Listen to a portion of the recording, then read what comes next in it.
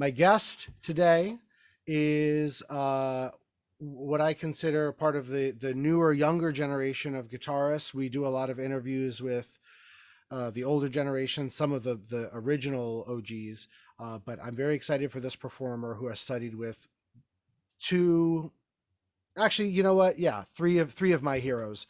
So I'm excited to talk to her about that. Ladies and gentlemen, we have Gohar Vardanyan. Thank you so much for joining me. Thank you for having me. You studied with three of my heroes, but we will get to that later. Sounds good. What I like to do, what I used to do when I was recording these podcasts, I started them in the middle of the pandemic. So my question was, how are you surviving the pandemic? But instead, I'm going to ask you, like, how is it post pandemic? What's up? Well, we survived it. um, Post-pandemic, it's good. Honestly, for me, not much changed during the pandemic. Of course, the performances disappeared, but I was still teaching online. All of my in-person students became online students. But in terms of like daily life, what I do every single day, it was a little depressing because there wasn't much to do. Everything was closed. But everything else guitar related stayed the same. The only thing that it allowed me to do is to learn some new repertoire that I already, posted during the pandemic because I knew I didn't have any performances. Now coming out of it, I still want to learn new repertoire, but performances are kind of starting up, sometimes a little slower. Sometimes like you have a few in a row. So it kind of limits whenever the performances come up. I can't really start learning new rep because I have to practice what I intend to perform. So post pandemic, the online students that are in New York City, they are starting to be in person again. So I get out of the house more often.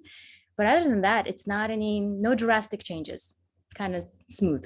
And for people like yourself who do a portion of your marketing or career, like creating content, right? I don't want to say Mhm. like you're just a content creator. That's not what I mean. I mean like Oh, I know. Yeah. videos, you do it in a home studio setting. Like being locked in that place for an extended period of time is not always the worst thing in the world.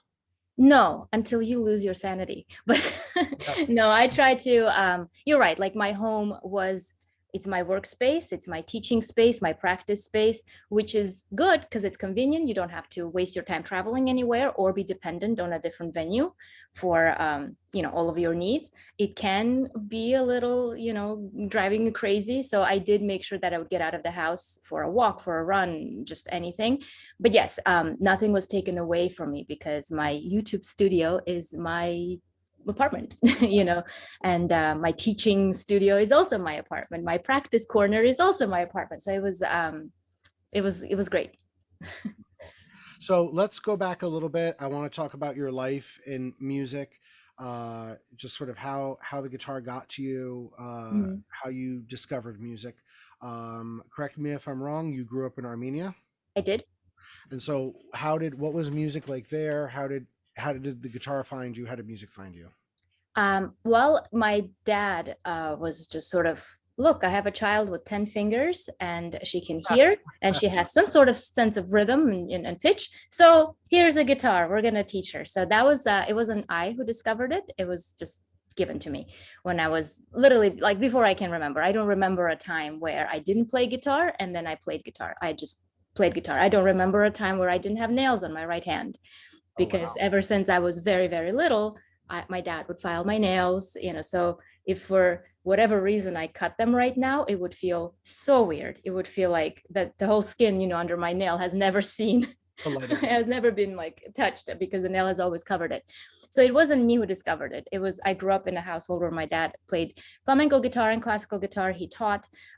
So it was a revolving door of guitarists coming in and out the apartment we had in Armenia. So I just grew up in it. Was that how did that feel always? I guess it felt like normal, right? To I always don't know any different. yeah. Yeah. Yeah. Did you have friends that like jumped around from instrument to instrument? A little bit of this, a little bit of that. I don't think I actually had friends who played musical instruments. My friends were the kids who lived in the same building as me. In Armenia, it's set up a little differently. We have courtyards in the apartment building, so kids play outside a lot more. You don't have to be taken to a playground and be supervised like it is here. So I grew up and played with the kids that were in my building. None of them played any musical instruments. In school, of course, I had friends in my school where I went to. I don't think anyone played a musical instrument, at least not seriously where they performed or anything. So I was really the only one. Yeah, yeah. And did you like practicing? No. um I didn't actually, I've mentioned that before in places. I never practiced on my own when I was a kid. It was always supervised by my dad. Yeah. So it was literally, I had lessons, like you can think of it that way, like you have lessons, but I had them every single day. They would be anywhere between 15 to half an hour when I was really young, and then maybe when I got a little older, he would be able to collect more than like half an hour and 45 minutes to an hour within the span of one day. It was never like a whole hour lesson. I wouldn't last that long. It was in between me running around outside, and then if he caught me, he would bribe me into playing guitar for a Snickers bar or new toy ice cream, etc. So I never practiced on my own until I moved to the States, where I started studying with Antigone Goni, where it was a different teacher. It wasn't my dad who was my teacher. And at that point, he kind of like took a step back because she was my new teacher. So he didn't meddle, Pretty good one. Yeah, a pretty good one. So he Pretty good kind of team. got stayed in the back. And at that point, I had to start actually practicing instead of just fooling around on the instrument. Um, What so I mean that makes sense because I have a 3-year-old, and like if I'm gonna get him to do anything, it needs to be me doing it to him instead yep, of him doing it himself. And so that makes sense. absolutely. And like I'm imagining actually, I mean, I don't know what it was like for you, and we just met, so I'm not trying to play armchair psychologist, but it sounds like a nice bonding way to like hang out with your parent and them show you something, and then because at that age all you really need is 10 minutes a day, 30 minutes a day. Yeah, it's Oh, true. Your attention span only really allows for that. Bonding, sure. I mean, I'm very close to my dad, yeah. mostly because of that, but it wasn't, I didn't see it that way then, because then it was a fight. Like I didn't want to play guitar. He would Yeah. force me to play guitar, not in a bad way where like, he's punishing you for not playing, but it was like, oh man, I have to play again. Or if he asked me to play for his friends, or I hated when we had to visit someone, and if they had a guitar, that was like the worst thing for me, because that means they were going to make me play, and I hated that. If we went to someone's house that they didn't have a guitar, it was like the best thing ever. Wow. So it was a struggle, Yeah. but I'm sure that also influences why I'm close to my dad, because we have spent so much time together in that way. Yeah. Yeah. That's yeah. And teaching is such an intimate thing in a way where like you learn how somebody sees the world through their Mhm. teaching, you know what I mean? So it's like there were certain students that I had, or maybe it's just me and my teacher, like I feel like I learn more about him by studying with him than I would if I was his friend. You know what I mean? And or maybe Yeah. it's a different type of thing. So you came to America. What was the can I ask what was the transition process like, the immigration process? How was The that for you, your life? Yeah, the reason we came was because of guitar. So Yeah. it's might be different from somebody else who, let's say, immigrated for the immigration purposes. Right. I came to study at the Juilliard Pre-College. So my process was that I was an international student for most of my time here. And actually, I posted on social media, but only recently did I become an American citizen. I saw that. So for so many years, I was an international student, and then going from high school age basically to college to a master's degree, that was all in F1, the international student visa. Wow. Wow. Then I switched to the OPT, which is the optional practical training, which many international students would know. Like basically, they give you 1 year of work permit to work in your field. So after you graduate with any degree, in between them, you can have this training. I didn't take one between my bachelor's and my master's. I went straight from that to the next. But once I graduated with my master's, in order to kind of allow myself to work here and build my portfolio to be able to apply for the O1 visa, which is the visa for musicians, artists, all sorts of, it's the visa for, how they put it, people with extraordinary abilities. That's literally how it's worded in the code, which gives you trouble when you come into the country. Like every time I traveled with that visa at passport control at the airports, the immigration officer would look at you, or the customs officer would look at you and be like, so it says you're a person with extraordinary abilities. What makes you so special? Wow. And sometimes they ask you in a funny way. I'm sorry? Nothing makes me special, huh? Well, sometimes they ask you in a funny way, but of course, you don't joke around with these Oh, people, right? Like you have to be polite, you have to be respectful, you have to answer their questions. You can't be a smartass about it. So they right. ask you, sometimes it's like in a funny way, sometimes like, how come I haven't heard of you? And Mhm. then you're like, well, how do you answer? My usual response would be that, well, do you follow classical guitar? Because of course, if you don't follow classical guitar, like you're not going to know even Segovia. Yeah, yeah, yeah, yeah, yeah. So I had that visa for like 5 years, so that was fun every time I had to travel in and out of the country. Then on the same basis, under the same criteria, I applied for a permanent residency. And Mhm. then of course, after 5 years of that, you're eligible to become a citizen. So finally. Yeah, congrats. And Thank you. when was that? Those uh, years? Officially, when you go take the oath, that was like in the middle of June, so about a month ago. Very nice. Yeah. Well, America is falling. You might want to get out. It's I'll try to hold it together. yeah, yeah, yeah, yeah. So you went to the pre-college program with Antigone. probably, I would say probably my top three, one of my top three players. I don't know if it's hard to rank your favorite players, Of course, but because you like I people for different reasons. yeah, but she's something else. She's Yeah. super special. I got to meet her a couple times, and I because I went to the University of Hartford, and Uh-huh. the first time I met her, she came and did a set of master classes, and they were just so incredible to watch. I have it written down in a notebook, some of the stuff she said.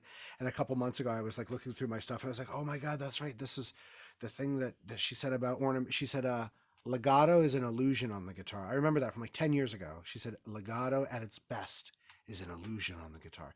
Anywho, what was it like going to study with one of the most amazing guitar players ever? What was it like It studying? was, I was 13, 14 when I studied with her. And it was really my first experience, as I said, not studying with my dad, not studying with someone who I could argue with and run away from, like if the guitar came up, or Right. not do what he tells me. Like this was like, oh, I gotta listen to this this person. And I mean, I think the reason people have that reaction to her of like how much they love her, it's not just her ability to play the instrument, it's how wonderful of a person she is. Mm. It's just so attractive in that way. So it was wonderful to study with her, to spend time with her, to have her like care for this like teenage girl. Mhm. And for the first time I actually work on like musicality, because before that my dad was mostly concentrated on giving me the best technique that he could. Right. So I could play really fast, I could play really loud, always like not that clean. But in terms of getting the person who did not actually care about guitar much to be musical, that wasn't something he was going to achieve, mostly for my personality, because I would fight back all the time. Right. But with her, of course, I had to, do it. And it was nice to be with other kids that were also on my level at my age. So Yeah. then where you realize like, oh, he can do it then, and he's doing it, so I should too. So that camaraderie sort of helped me take it more seriously. How long was that program for? How long were you with I Antigone went for? to pre-college for 2 or 3 years. Now I can't remember. But then after I didn't finish high school at pre-college for many various reasons, and immigration being one of them, or the rules, the immigration laws being one of them. Right. I ended up going to the Interlochen Arts Academy to do like full high school. Mhm. So I think at pre-college I was 2 or 3 years. And when was so were you still studying with her up until you went to Sharon or No, so I studied with her 98 to 2001, I think.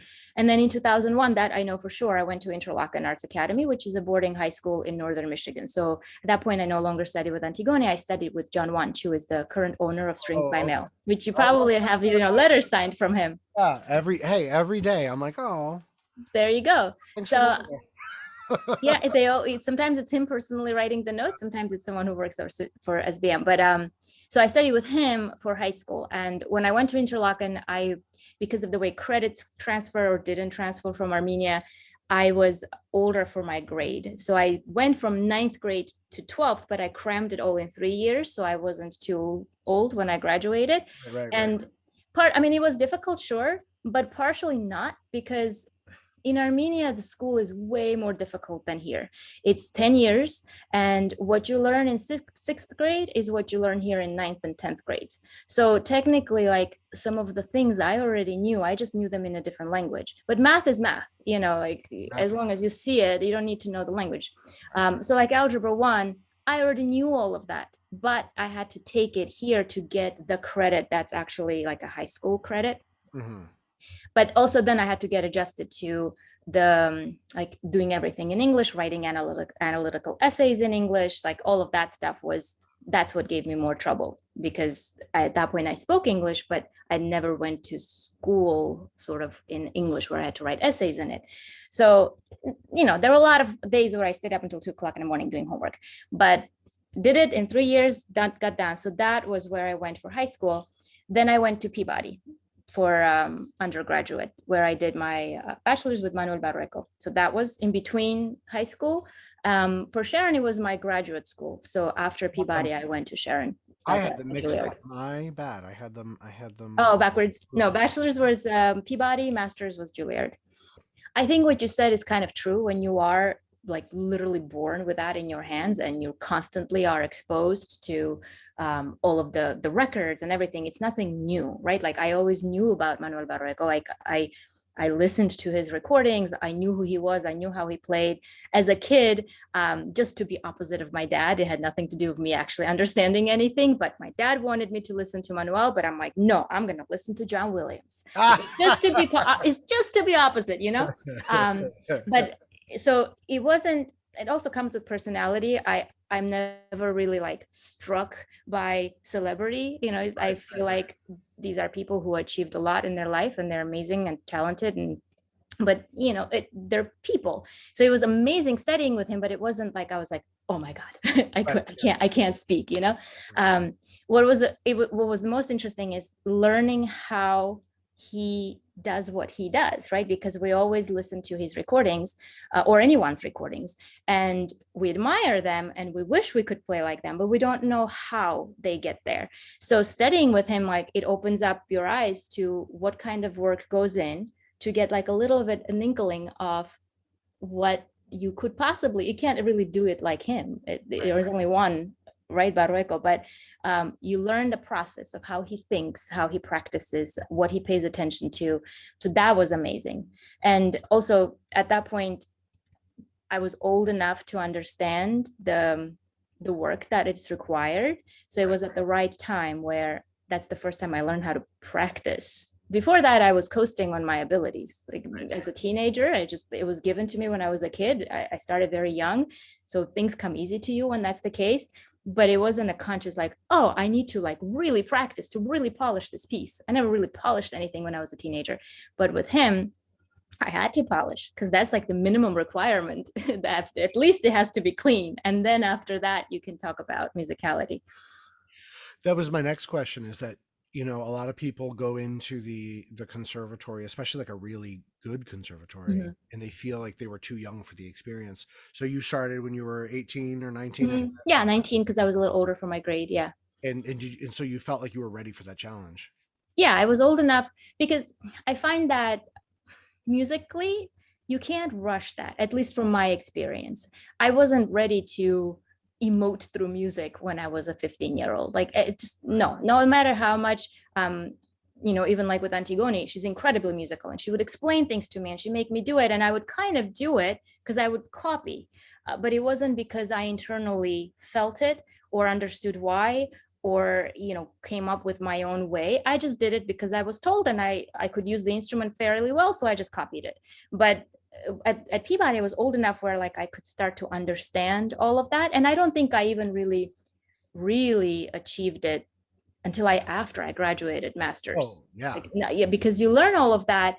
And then later on, you look back, you're like, oh, that's what it meant. You know? Thank you for saying that, because I feel like even I got my master's 5 years ago. I finished my master's 5 years ago. Yeah. I came to classical guitar later. I didn't start because I had played guitar when I was like 14. I played the electric guitar for like 10 years. I didn't start classical guitar till I was 21. Right. And I mean, there's things now that I think about. I mean, you just telling that story, I remember the idea of copying. And I think it was an undergrad my teacher said to me, well, that's the point. You copy Mhm. until you're ready to do it on your own. And I remember being like, well, I should be able to do it on my own, but I couldn't. And you're right. You do it because that's how you learn. That's one of the ways that you learn what the process is like in order to create your own expression. And you're right. Yeah, You're already, you learn sort of the what it takes, like you hear something, right? And you learn what it takes physically to copy with that kind of sound. Crescendo, I don't know, rubato or whatever. I had the hardest time with rubato. That I was someone who played very rhythmically, mhm. and I had trouble not doing it in time, you know. And that was probably the hardest thing with with Manuel, where he would still make me do it to a metronome on a larger beat, but he wanted me to be musical within the larger, like within the measure. And I didn't know how to work that give and take, that rubber band that's there. So it Yeah, took me a while to like, now I can do it. Now I totally get it. I don't know how to explain it. Oh, sometimes I try, but I just feel it and I just do it and it works.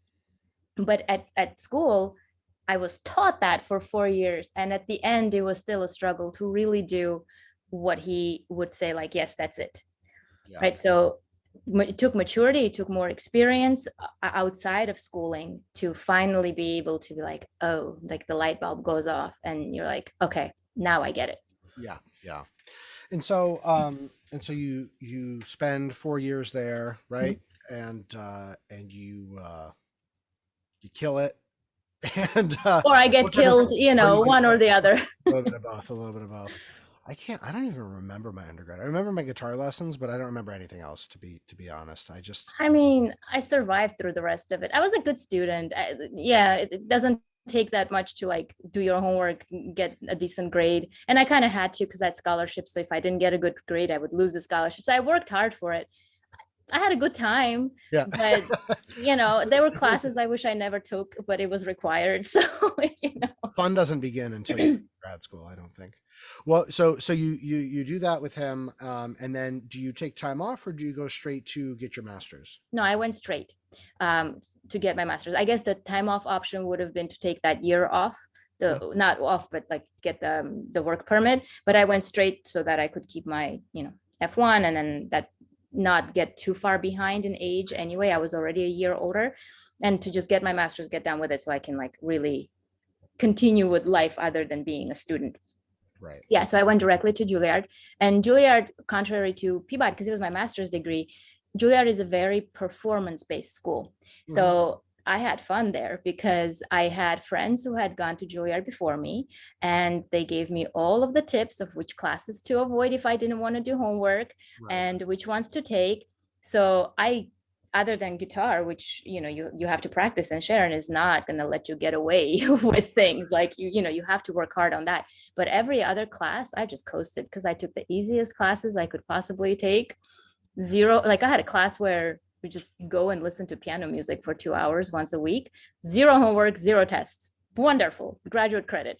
So I tried to do that so I had more time to practice. Undergrad, you can't do that. Like it's still an Oh, undergraduate degree. Like you have to take humanities, you have to write yeah. essays, you have to do that, take a foreign language, blah blah blah. Psychology. um, Yeah. Yeah. but at Juilliard I could concentrate being a performance major Right. and not take all these academics. You know what else is like that? And I didn't realize until recently is NEC is like that. Did you know that? Where it's basically You music or I was talking with an undergrad there and he was like, "Oh yeah, I don't think I have to take any math classes or oh, you psychology." don't have to take math classes in I'm like, undergrad.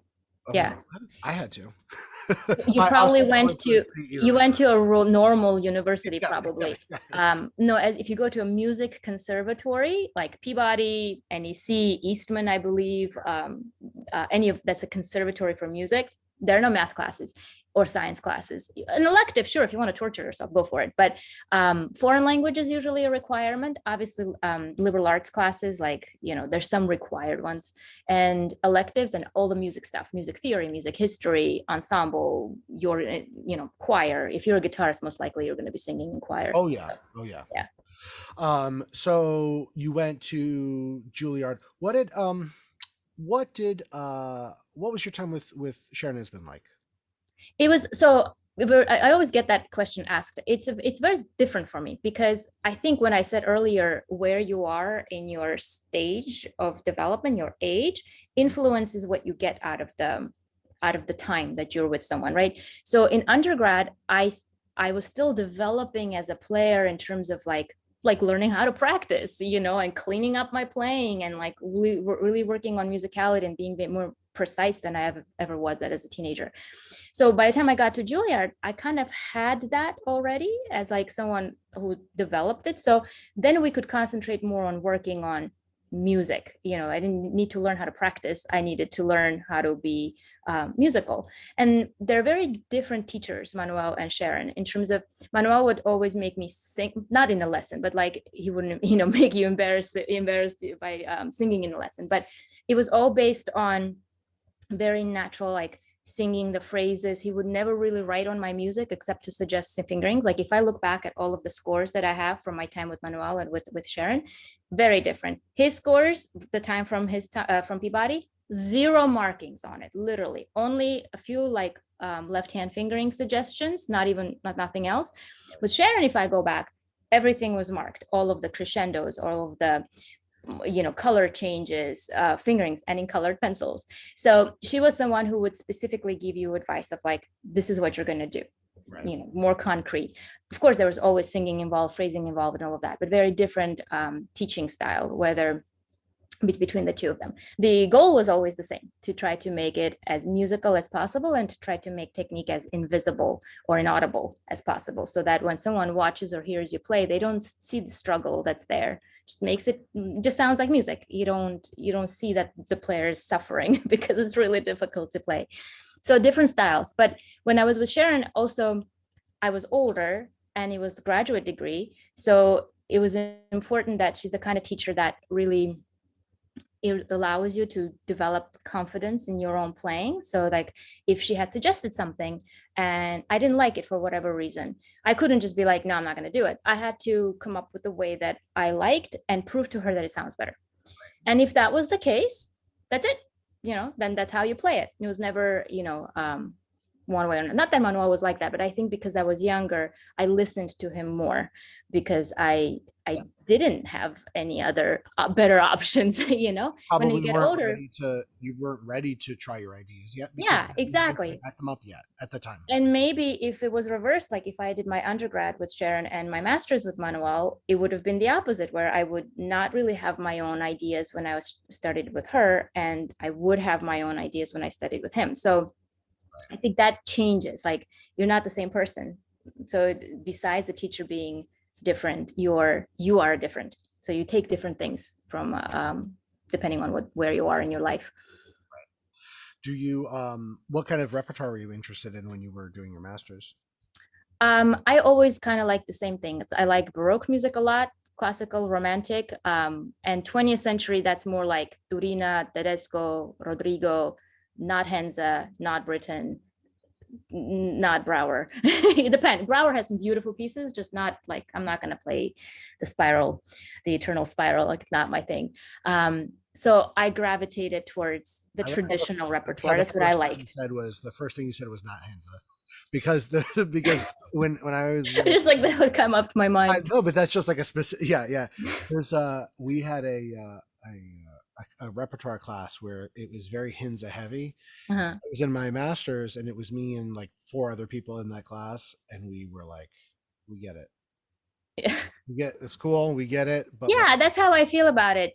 I'll listen to it just to be like aware of what's out there. But am I going to spend because these pieces are massive, important, and difficult pieces, months goes into preparing. I'm not going to spend months of my life doing something I don't like, So somehow I got away with 2 classical guitar degrees without having to learn any of those pieces. I don't know how I did it, but I think and actually this one I really like, the most like modern piece I learned was Waltz and Bagatelles, and those are cool. Those but that's not even, that's like in the context of like traditional music with just like a more modern, right? Because Juilliard had these requirements. Peabody is it doesn't have a specific requirements for audition repertoire or graduation repertoire. Yeah, you have to play like an hour of music. Diversity is kind of like encouraged and kind of expected. But for Juilliard, even for the audition, I had to play a piece from the classical period. I had to play a complete Bach suite, from memory. And then I had to play either romantic or classical, whatever. I had to play a 9 minutes or longer 20th century piece. That's one category. And 9 minutes or longer 20th century representative piece. So like Rodrigo and the Turina and Tedesco, they don't count as 20th century representative because they still even though Rodrigo can be dissonant, it still counts like it's music from the previous century. Right. It had to be something more. Walton and Britten, all of those, Brouwer, they would fit into that category. And same thing when you graduate, you have to do the same kind of requirement, plus an orchestral, work with the guitar and orchestra when you graduate from Juilliard. So Sharon let me get away with Asensio.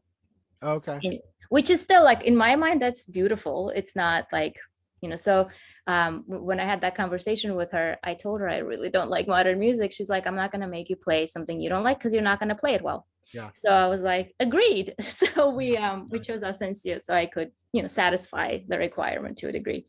Yeah. What do you think, if you could sum up what each one of these teachers gave you, or what you remember from them, or just something in essence, not to define them, but to define your experience with them, and to go to Manuel and Sharon, what did they give you? What do you carry with you each day from them? I mean, from Antigone, I was young. I was a young 14, 13-year-old. Like I had a Barbie doll when I was 13. There are some 13-year-olds who are like way more adult than I ever was. So I was a kid when I was studying with her. And for me, it was more just like the first experience of having non-parent guitar teacher, so, but I learned like, even then, like the seeds of musicality were planted there, like the importance of that. The sound, I think also, when I first started studying with her, I wouldn't get the most beautiful sound out of my thumb. And she kind of like made me really work on that. I can't say I succeeded during the time that I studied with her. At Interlaken with John Wunsch, that's probably when like he really got on my case on like fixing my sound, because I could do everything else, but like my A finger wouldn't get a nice sound, my thumb wouldn't get a nice sound. So during that time I was really concentrating on sound, and then also everything else, being more musical, being cleaner and stuff. At Peabody, I think are you saying that the A finger is supposed to get a good sound? Oh, you didn't know that? No, well, I didn't either. I didn't get the memo when I was a kid, but I still got the memo at some point. Yes, it needs to get a beautiful sound at all times with zero excuses. Damn it. You were saying I know. At Peabody. Yeah, at Peabody, it was, I think because I was older, more mature, that was just real professionalism of like what it takes to be a professional musician. And at Juilliard, for me, was becoming more your own. Yeah. So that when you graduate, you're not somebody else's copy, but you're your own musician. And you still have to develop much else. Like you're not done. Like you're never really done learning, but not especially the day you graduate from grad school. Like you sort of develop into it when you have more performances. You get to play the same piece many, many times on stage. That's when a piece really matures. It's not that one time you get to play it in a, graduate recital or senior recital. Right. So that was kind of like the beginning of becoming your own musician. And then, still learning. So yeah. So you finished school and then you stayed in New York? I stayed in New York. New York has always been home base. Because I started here. I was away from New York when I was in boarding school and an undergrad, but this was always home base in a way. I don't have a New York accent, but it's my home. You could take some acting lessons. Yeah, I can like go hang out in Brooklyn a little bit more often. Be a little bit meaner. You gotta be meaner to be a I have certain qualities of a New Yorker. I'm a nice, polite person, and New Yorkers are too. Yes. But there is an element where I don't notice it when I'm here, but when I'm not in New York, I feel like I need to be nicer and less direct than when I'm here. Like I just don't. Maybe it's totally like self-imposed, but in New York, you just say what you mean. You don't like sugarcoat anything. It's very direct. It doesn't mean that it's mean. It's just, it is what it is. But elsewhere, like I feel like I need to be like more polite, especially if I'm like in the Midwest. It's like not everyone's even nicer. Yeah, I don't have time for pleasantries. I got a train to catch. Exactly. You just like say what you mean. You don't like prance around things. So did you start teaching right away when you were out of school, or I'm assuming that you were probably teaching through the whole time because that's what you do to survive? Kind of. I had a private student one private student when I was in undergrad. Nice. And but when you're at school, you don't have really that much time. And in grad school, I was doing these fellowships through Juilliard. One was a teaching group guitar class to 10-year-old boys. That was an adventure. It was an all boys school, and I had 10-year-old boys in my class. That's where I learned that group guitar is not for me, and kids are not for me in terms of like teaching kids. Like, no, especially a few of them at the same time, like one-on-one, awesome. But so I did that, and then there was some I had to teach like second grade kids just music, not guitar related, but like a music appreciation sort of thing, just basics of music. That was through a fellowship to be a teaching artist sort of that they have. Right. And then once I graduated, yeah, I guess like at that point I started teaching privately, one-on-one lessons, never grouped, just one-on-one. And what's your teaching schedule like now? Are you at multiple places, or? I don't teach for any school. I teach for myself. So in terms of places, there aren't any. So it's two places, in person, in a studio in Manhattan, and here at home, like on Skype through wherever they are. So schedule wise, it depends. I would say it's a pretty full schedule. It's not 40 hours a week, of course, because I still have to practice, but I would say I'm at capacity, like not in the summer. In the summer, there is a little bit of more free time where I could go and like take a leisurely walk and not care. But when it's like September and onwards, it's a like full-time job where It's crunch time. Because then if I take on any more students, that means I have to take away from my own practicing or making YouTube videos or posting on Instagram or etc. So I kind of like I'm there. What let's move away a little bit if that's cool. I just want to know, so like we were talking about music and repertoire, and now that you are done with school in the traditional sense, even though like I said, I think about my time at music school, I think about it daily, right? Like there's always something when I'm playing, I'm like, oh, that's right, that one time that person said that or whatever. And it means something new as the years go on. But now that you're out in the real world, and well, you have been for a while,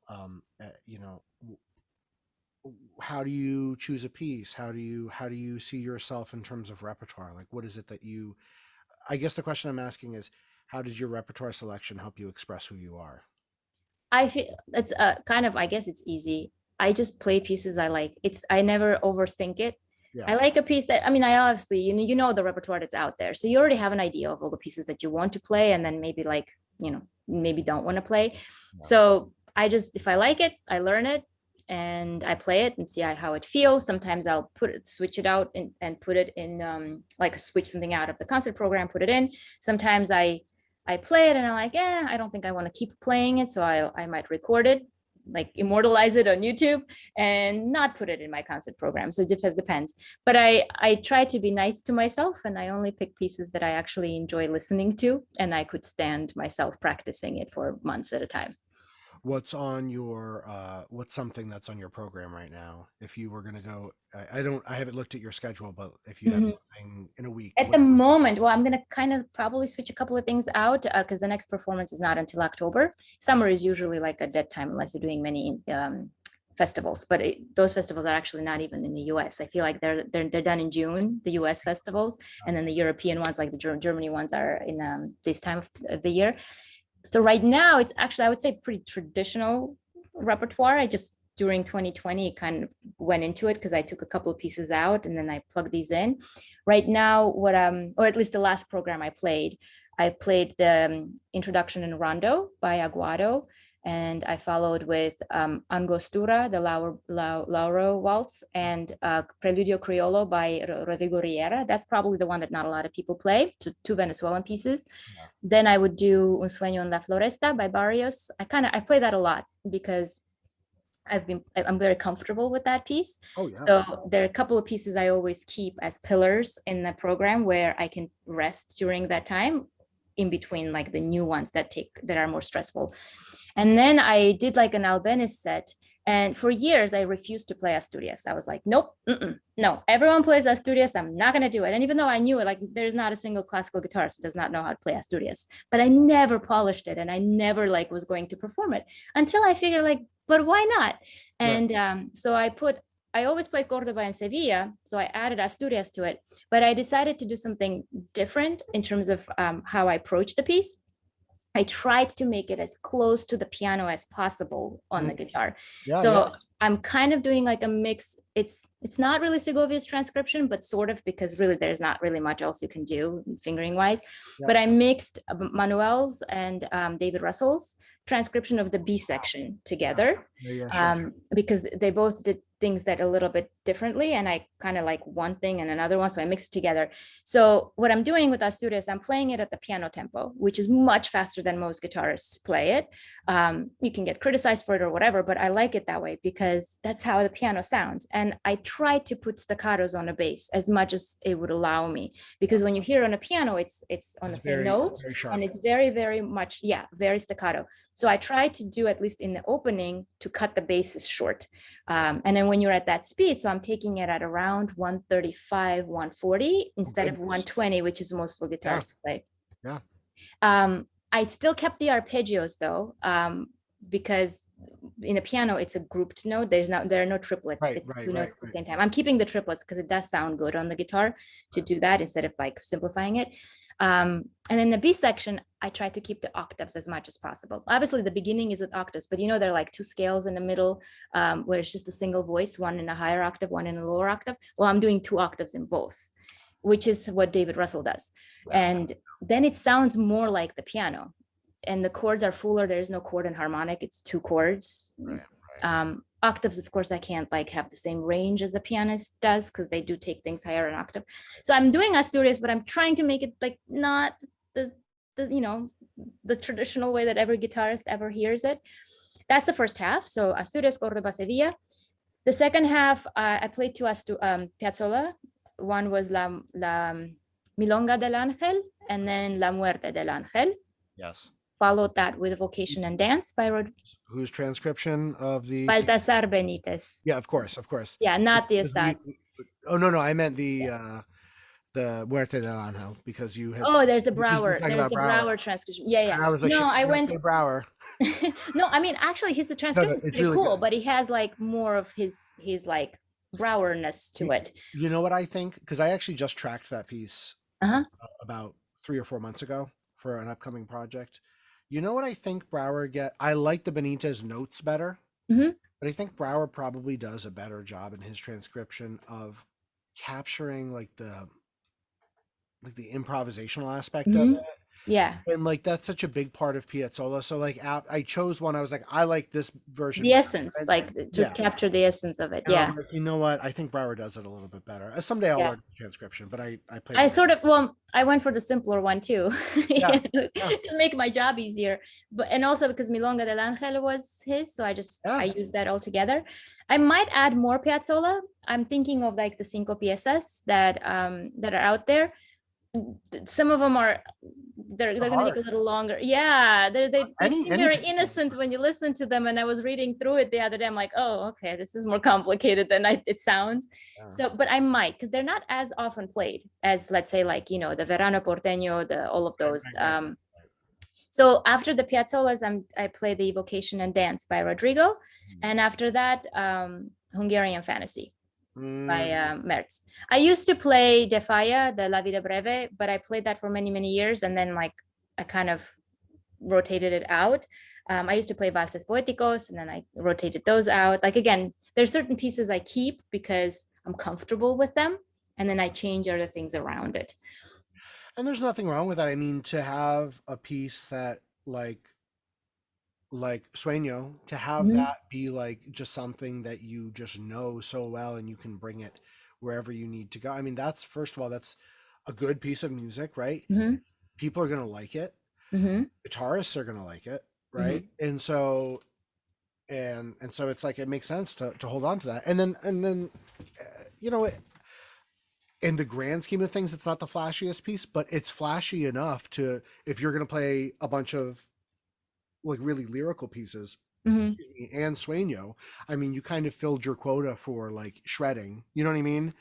So, It's so you, also, in a way, it's going to sound weird, but if you're comfortable with tremolo, yeah, because people can't play that piece because it's tremolo, and it's probably one of the more difficult tremolos. Maybe the Regondi ones are a bit harder, but yeah, un sueño is difficult for many reasons. The left hand just dislocates your fingers, one thing, hold but the on. bass in the right hand moves a lot, where it jumps from a sixth string to the second, back to the fifth. So that constant movement with the thumb makes it difficult for people to keep it even. Right. There's tremolo where the bass, like recuerdos, the bass goes in a row. That's easier to Yeah. do than Right. the one that jumps. So un sueño is not the tremolo that gets played a lot. The other barrios tremolo gets overplayed, Right. especially as the encore, the last piece, right? The cliche. Yeah. So I keep it because if you can do tremolo and you've been playing it for a while, funny enough, that's where I am resting during that time. And Yeah. it sounds really weird, but that's why I have it there. So that mentally when you play difficult things, this one you can chill for a bit because Yeah. it's like you turn on this and then you change some chords. Yeah. And then you set yourself up for the more energetic albenis that comes up afterwards. Of course. Of course. So you have to when you program things, you have to keep in mind the order, how you feel after each piece. I try to make it so that there is some kind of diversity for the audience as well. So it's not the same kind of pieces over and over again, but for myself, just so I have a break in between. Do you think you'll ever publish your edition of Leanda? It's not, I mean, it's not really mine, like it's basically Segovia ish, right? Because like that's just standard. Yeah. And then it's Manuel and David mixed together. Yeah. So Yeah. if you're someone who is at the level to play Asturias, which many people who do aren't, but let's Yeah. say, Yeah. because Yeah. it's, Yeah. I always joke like Asturias is the gateway drug to classical guitar, right? Like you, It is. Well, you hear the there was that beginning. meme. Did you see the meme? Which one? There was a. I'm gonna find it while you're talking. Okay. Yeah, so like if you're someone who is at the level that should be playing Asturias, it's not that difficult to look at my recording and figure out what I'm doing. Right. Right. Right. Like because it's all I'm doing is just mixing two things together. So I don't think I'll be publishing that. It is. It was on the meme. Here it is, right here. Shout out to Austin Wall. Have you seen this? It's I can't tell what you're it's the showing me. Oh, yes, yes, yes. The Trojan horse. Trojan horse. Yes, I saw that. I saw that. The Asturias and then all of the crazy pieces in the middle. Yeah. Right. So for people that don't get it, it's just a picture of a Trojan horse. You can't see it. I'll put No, it it's too bright. Yeah. but it's a picture of a Trojan horse and someone trying to sneak a Trojan horse into someone's Into the rock guitar, right? Like the other guys, oh, that's the right, rock using electric guitarists. Yeah. Mhm. and the horse outside says Leanda, which is the piece we're talking about, which is a beautiful piece of music, overplayed, sure, but very user friendly as a Absolutely. player. Well, And the as a first few listener. measures are The user first few friendly. measures. Yeah, yeah, yeah, yeah. And then you sneak in Britain, the Hinastera, Carter, and Takamitsu. Yeah, which Which are is, like the yeah, serious, like yeah. advanced 20th century, like you need to know music well to play pieces. Yeah. Um, but, I think because I played electric guitar for a long time before I played classical guitar, and I think some of the stuff because I was into like a lot of heavier music and metal and technically demanding stuff, and for me, I think a lot of that stuff I was like my appetite was ready for that. Like for Yeah. example, we're playing do you know the piece Stairs by David Pritchard for a guitar quartet? No. It's on one of the LAGQ albums. We're learning it and Okay. it's I mean I was just learning it this morning and we're looking at it and it's in all these odd time signatures and there's a lot of crossover between that and rock guitar in the sense of like it's like riffs. It's like things that you're playing over and over again, and then there's a little bit of change, and there's a groove to it. And not all music that we play on the nylon string guitar is like that. Mhm. Like for example, like you can find groove in Bach, but it's not. That's not the philosophy of going to play Bach, right? Like a lot of it is like I'm going to play this very serious counterpoint, right? And Yeah. counterpoint, don't get me wrong, is like very hard, right? It's like probably counterpoint is like one of the hardest things that we do on our instrument Yeah, but especially on the guitar. Yeah. but some classical musicians have a hard time with groove. And so you're talking about playing both, which is great. I mean, like Rodrigo, Mhm. Definitely, there's a lot of groove in there. I forget which Rodrigo pieces you. Oh, Oh, the evocation and dance. yeah. I mean, that's Yeah, you got to have rhythm for that. you So, do. what do you see yourself? You know, a lot of times with these interviews, we kind of talk about people looking back on their life and with nostalgia and you know, I did this, I did that. I'm super proud of that. What do you see yourself doing in the next several years? What are your goals? What do we see? I didn't see you on Spotify. You're not on Spotify yet. Yeah, I'm rebelling. It's I don't know. I feel like what's the point? Like for the Spotify, I don't know. It's just maybe stupid on my end, but No. because they just pay so little to the musicians, like it's almost insulting. I just refuse. I don't want to deal with it. And like, so I'm like abstaining from it. No, I'm not on Spotify. I might change my mind later because you don't make CDs or anything really to pay your bills with it. It's not that. I'm just being like No, not now. annoying about it. So Hey, I um just got a payment from Spotify the other day for ooh, don't spend it in one place. for I will, because it was basically the cost of a cup of coffee. Oh, it's that much? It actually was like before they had a number before the decimal point. Yeah, exactly. Yeah. No, I if you look at my records over the past whatever the payment log, it's like someone listened for 2 hours, 8 cents. Like it's Yeah. insane. It's bad. You're right. It's super Yeah. So I haven't done Spotify. And the other thing also, in order to stream, you have to pay for the copyrights. right. So it almost, I mean, if you do it legally, which doesn't make sense because I have to prepay for the copyright. Right. So unless I'm streamed enough to make up for the cost of, because not all of my pieces are public domain, right? So Bach would be public domain, but a lot of the pieces I play, they're copyrighted. So, and you have to prepay for like a certain number of, I don't know, streams or whatever. Oh, it's So at the end of the day, it doesn't make sense why I would do it. With YouTube, it's kind of nicer because if it's copyrighted, YouTube does it automatically where it just shares the revenue and you don't get much money from it. You don't really get much money from YouTube anyway, but you don't have to worry about it's like not prepaying the copyright. It's just done for you. So I don't have to worry about all that legal stuff. So no Spotify, but I am going to obviously continue posting more videos on YouTube. Yeah. I've kind of run into not a problem, but more work for me. Up to this point, when I've been recording for YouTube, it's been pieces that I am working on. Oh, New York horn. I don't know if you can hear it. Someone's good.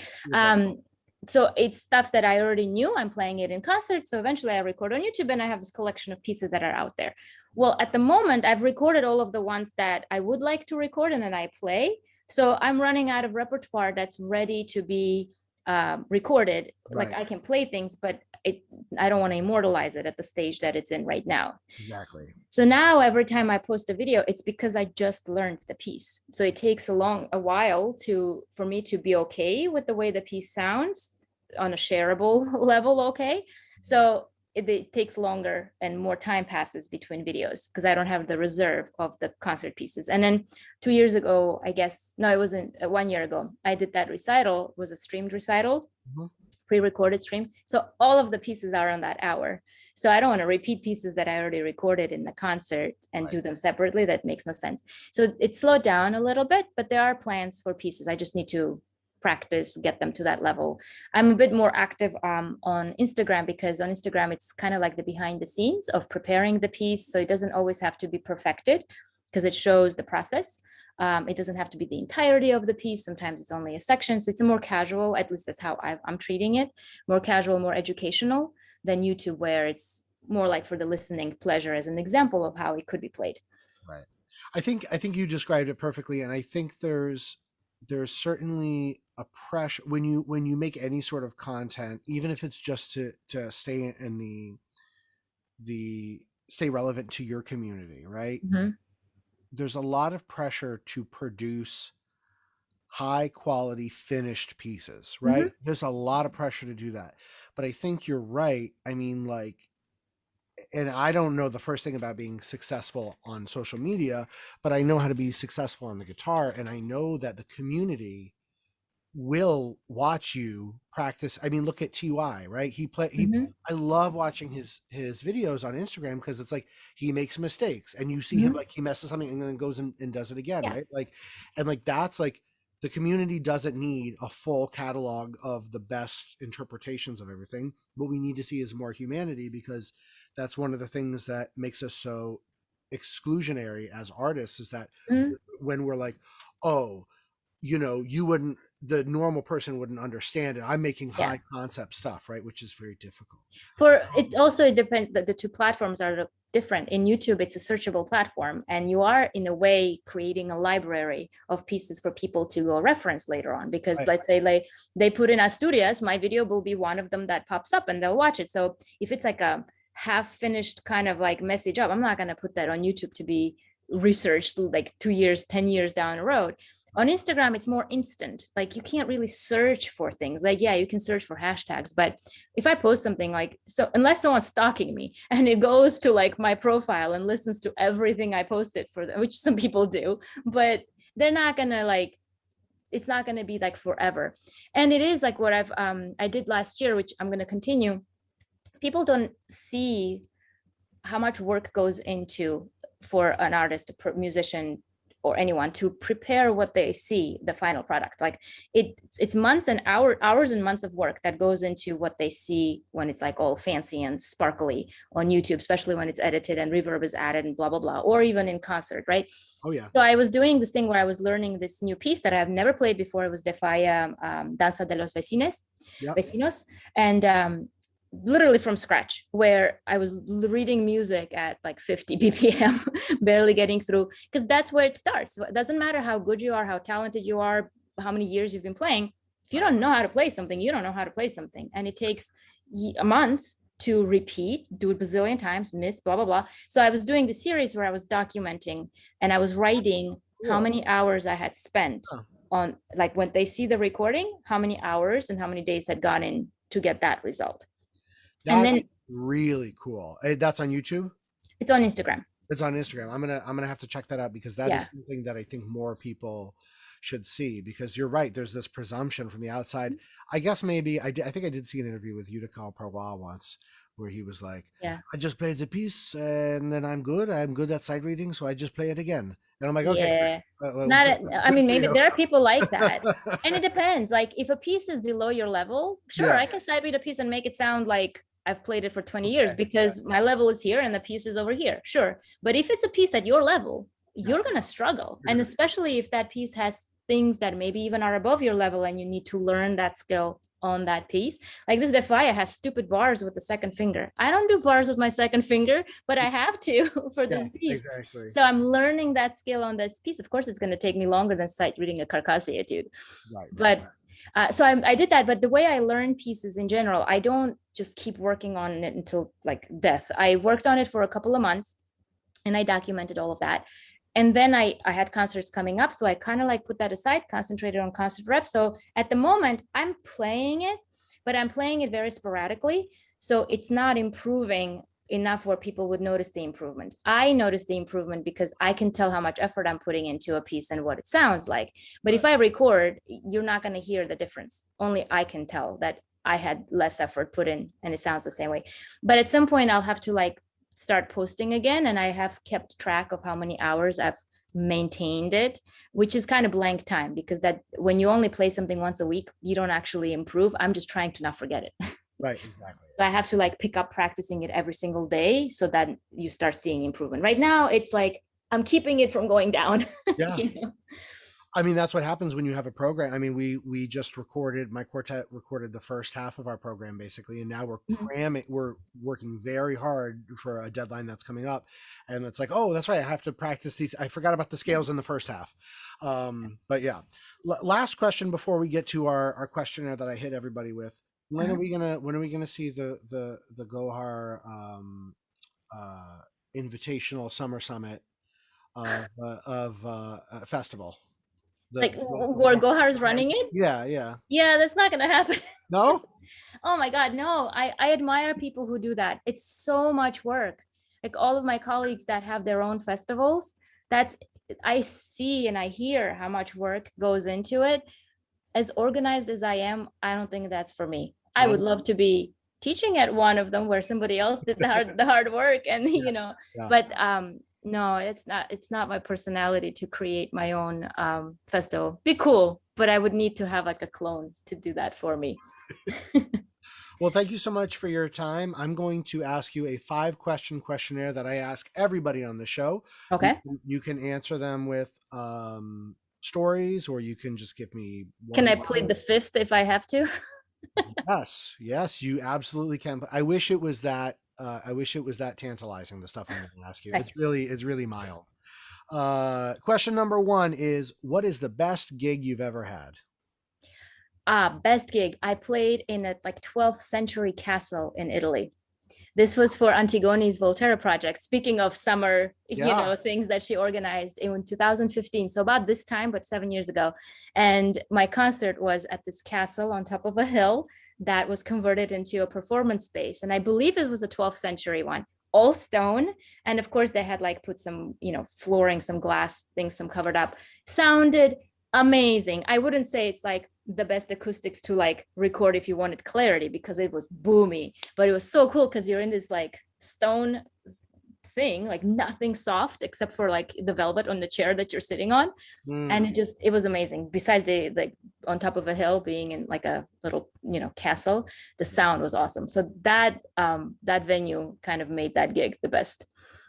You know what? You know what I'm hearing in your answer, and this is I don't want to get too far away from this, is that you and everybody else, when you talk about your best memories or your best performances or anything just in general, right? Mhm. You're always talking about the overall experience. And I feel like me and maybe you and I feel like there's so much pressure as a performer to focus on like the notes or the score.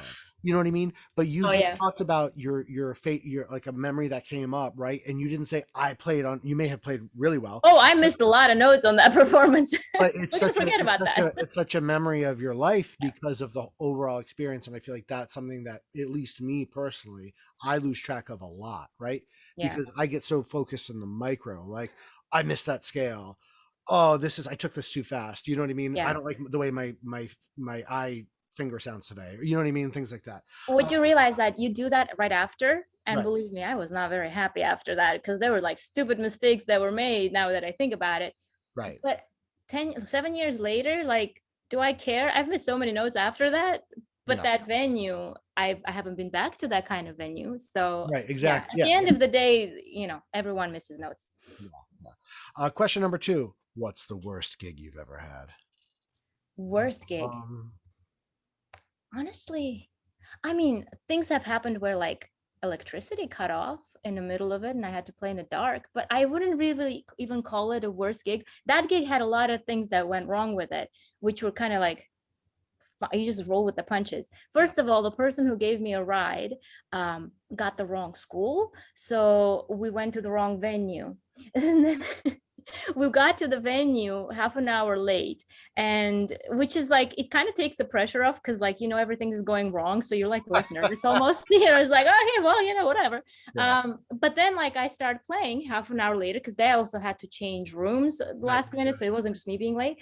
And as soon as I start playing, like 3 minutes into it, lights out. It was in Panama, and then and then the guy, wait, actually, the order was no, I hadn't even started playing. I'm sorry. While the person was announcing me, the lights went out. So we kind of like looked at each other. I was already on stage. He's like, "Should we go on?" I'm like, "Yeah, I guess like if I sit a little further back, the emergency exit light will have enough shininess where I could sort of tell what frets I'm playing." So Uh, I started playing in the dark, but then midway the lights turn on. That's what it so was. you're sitting there in the dark, just glowing red. Yeah, yeah, exactly. That's But cool. I wouldn't really say it was like the worst gig. It was just things went in a less ideal direction, but it ended up being pretty fun. So, Question number three: what is the best piece of advice you received, and who gave it to you? oh boy, I have no idea. That, I mean, I feel like sometimes people have these like ready, but I know. I'm being a dick. yeah, no, because there's the right advice comes at the right time, or like you remember it later, and you know, I can't really say. I like Just that kind of like learn. the right advice comes at the right time. I like Yeah, it. it was like, there's so many different situations and you meet different people and you talk to them and maybe like it's not doesn't present itself as advice at that moment, but from that conversation you learn something where later on you use it as an advice for yourself because you're like, oh, like it's just a thought process that Yeah. happened, but I can't think of like a specific kind of advice. Question number 4. What never fails to inspire you? Never fails to, um people who are real. Like people who are, they're just them. Yeah, And they work hard, they do their thing, and there's no fakeness about them, and they're trying to like impress you or whatever. That's kind of like, that's impressive because a lot of times there's a facade that people have. So sure. in terms of like just in general, Just just in general, be, yeah, absolutely. you know Be confidently yourself. yeah, I mean, be a good person, but be you. Be you. I love. I should just change the name of the episode to Be You. Be you. Be you. Last but not least, what is your favorite non-guitar activity to engage in right now?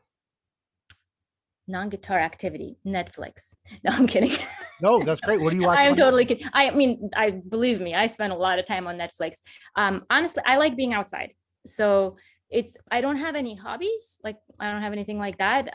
I like fooling around with computers and recording devices and playing with technology. That's it. I feel like it's just part of my job as well. But I just like being in outside in nice weather. If there is snow, I will be very happy. So That snow was related activities. that was such an artsy fartsy answer. Tell me what you're binging on TV. What are you watching? What did I just watch? Yes, I watched the new Gray Man, The Gray Man with Ryan Gosling. It's a Oh movie, yeah, it's yeah, not yeah. a It's like an series. action movie, right? Yeah. What Yeah. I mean, there have been shows that I've been binging, like Succession. I'm waiting for the new season to come out. Yeah. Um, you know what's bad? You spend like way too many hours of your life, but then you forget what you watched. And Exactly. maybe you even really liked what you watched at the moment, Yeah. but then later on, you just don't remember. Like right now, I'm totally blanking out, but I'm sure like 2 days ago, I was glued to the TV Yeah. and I just can't remember what I watched. Ryan Gosling's movie like 2 nights ago that I remember. Um, I, I watched Selling Sunset. Don't, Oh yeah. don't tell anyone. I'm my wife is very into all of the, oh no, that's on Netflix. It's on Netflix. Oh, okay, okay. I was listening to, my wife is into all the Bravo shows. I don't have Bravo. So, Oh. but do tell me, maybe I will get. No, no, no, because we were listening to a podcast and somebody was complaining about somebody's teeth on Ah, Sunset, how somebody got see new what teeth. Selling Sunset is I was like, like. oh, It's total trash TV, I love it. reality TV, I saw right? the first season. I like it. Yeah, but it's because of that. It's the unnecessary stupid drama, how mean people are to each other, where you're like, how can you like live with yourself being like that? Mhm. But these girls have really pretty dresses on. Oh my so, God. so I'm watching the dresses and I'm like, oh, I like that dress. I can't wear it because I play guitar and the dress is too short, so I can't really make that practical. But Yeah. I like the dress and nice shoes. Do you And think then you're like, I can't believe what you said. So it's totally like mindless trash TV that sometimes I watch in between reading, history books and, doing music.